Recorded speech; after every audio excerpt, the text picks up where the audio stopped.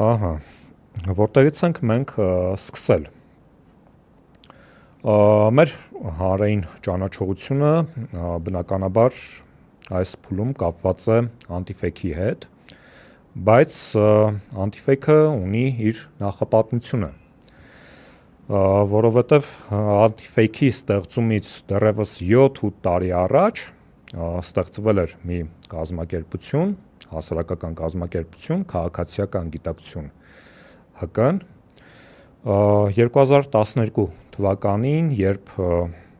տեղի էր ունենում Բրյուսովի ուսանողական շարժումը, Երրորդ հանրապետության, իդեպ Երրորդ հանրապետության պատմության ամենահայտնի եւ ամենալայնամասշտաբ ուսանողական շարժումը, ես սա ամենայն պատասխանատվությամբ եմ հայտարարում, որովհետեւ ինքս որպես ուսանող մասնակցել եմ այդ շարժմանը, ընդդեմ բուհի շուրջ տեղի ունեցող ապօրինությունների եւ հետագայում ստեղծվեց արդեն այդ շարժման հիման վրա ստեղծվեց ազատ ուսանողների ֆորում հասարակական միավորումը կամ կառույցը, որի նպատակն էր բարձրաձայնել ուսանողների իրավունքները, պայքարել ուսանողների իրավունքների համար, պայքարել ընդդեմ կրթական համակարգում տիրող ապօրինությունների կամ նմանատիպ երևույթների, այսինքն բարձրացնել ուսանողի ձայնը եւ ուսանողի խոսքը Հայաստանի հասարակական, հանրային կամ քաղաքական կյանքում, եւ հետագայում արդեն ստեղծվեց քաղաքացիական գիտակցություն հասարակական կազմակերպությունը Նարեկ Սամսոնյանի գլխավորությամբ, ինչու քաղաքացիական գիտակցություն, որովհետեւ մենք ինչպես այն ժամանակ, այնպես էլ հիմա համարում ենք, որ մեր երկրի գլխավոր խնդիրներից մեկը դա հանրության շրջանում քաղաքացիական գիտակցության, որոշակի շերտերում, գոնե քաղաքացիական գիտակցության պակասն է, որովհետև եթե լիներ քաղաքացիական գիտակցություն, ապա այսօր Նիկոլը իշխանության չէր լինի նիկոլիզմ երևույթը, եւ երբ որ մենք ստեղծում էինք քաղաքացիական գիտակցություն հասարակական կազմակերպությունը, մենք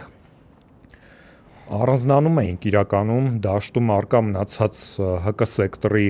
ներկայացուցիչներից կամ կառույցներից, նրանով, որ մենք երբևէ օրինակ չենք եղել այս կամ այն քաղաքական ուժի կցորդ կամ երբևէ չենք ունեցել աֆիլիացում, օրինակ իշխանությանը կամ ընդդիմությանը, ի տարբերություն շատ ՀԿ սեկտորի ներկայացուցիչների, ովքեր այդ ժամանակ իբրև թե պայքարում էին երկրի ժողովրդավարացման համար, մարդու իրավունքների համար, բայց իրականում, ինչպես կյանքը ցույց տվեց, իրանք ընդհանրապես պայքարում էին իշխանազավթում իրականացնելու համար, որը որ տեղի ունեցավ 2018 թվականին, եւ այսօր այդ ՀԿ սեկտորի ներկայացուցիչները, որոնք առաջ մարդու իրավունքների պաշտպանության ջատագովներ էին, այսպես ասած, հիմա համատարած լռում են, երբ օրինակ Նիկոլ Փաշինյանը այս կամ այն կամ Նիկոլ Փաշինյանի ռեժիմը այս կամ այն ապօրինությունն է իրականացնում, եւ մենք այդ ժամանակ էլ այդ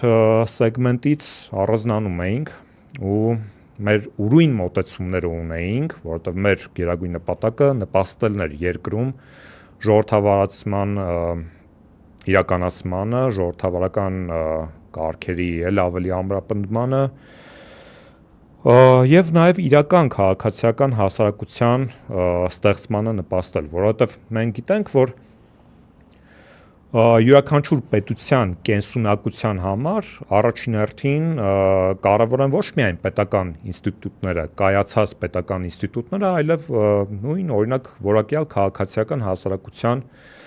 առկայությունը, որը կլինի հակակշիռ